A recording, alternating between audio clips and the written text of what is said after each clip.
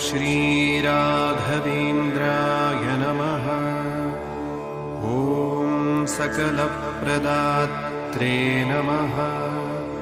ॐ भकाघसंभेदनवृष्टिवज्राय नमः। ॐ क्षमासुरेन्द्राय नमः।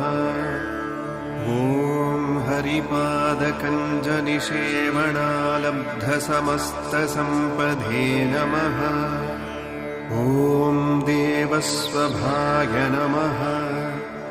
ॐ दिविजद्रुमाय नमः। ॐ इष्टप्रदात्रे नमः। ॐ भवस्वरूपाय नमः। ॐ भवदुःखतूलसङ्घताग्निचर्याय नमः। ॐ